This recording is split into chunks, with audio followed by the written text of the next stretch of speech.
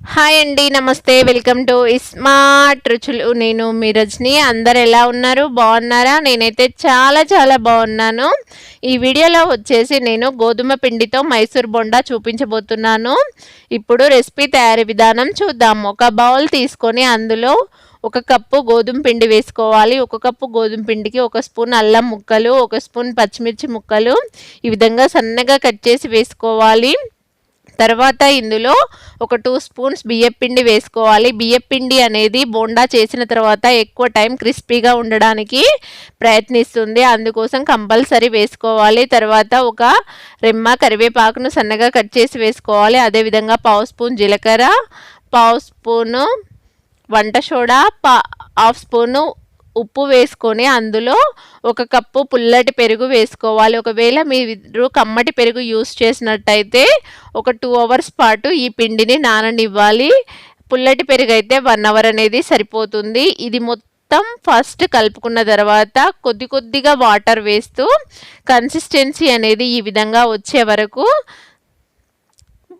చేసుకోవాలి. చూడండి, నేను వీడియోలో చూపిస్తున్న విధంగా బాగా ఈ విధంగా చేసుకున్న తర్వాత మూత పెట్టి ఒక 1 అవర్ పక్కన పెట్టి తీసుకోవాలి.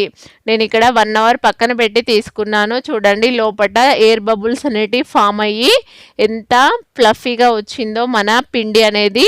ఇప్పుడు మరొకసారి దీనిని ఒక 10 టైమ్స్ ఈ విధంగా చేసుకున్న తర్వాత స్టవ్ ఆన్ చేసి డీప్ ఫ్రైకి సరిపడా ఆయిల్ పెట్టుకొని అది వేడయ్యాక చేతులను ఈ విధంగా వాటర్తో తడుపుకొని పిండిని ఈ విధంగా తీసుకొని రౌండ్ బాల్ లాగా మనం ఆయిల్లో వేసుకోవాలి. ఆయిల్ అనేది మరీ హాట్గా ఉండకూడదు, బాగా హీట్గా ఉండకూడదు, మీడియం హీట్లో ఉండాలి. అంటే మనం అందులో బోండా వేస్తే పైకి వచ్చే విధంగా మాత్రమే ఉండాలి. ఎక్కువ హీట్గా ఉంటే పైన లేయర్ మాడిపోయి లోపల పిండి అనేది అస్సలు ఉడకదు. అందుకోసం కంపల్సరీ ఆయిల్ అనేది కొంచెం మీడియం హీట్ ఉండేలాగా చూసుకోవాలి.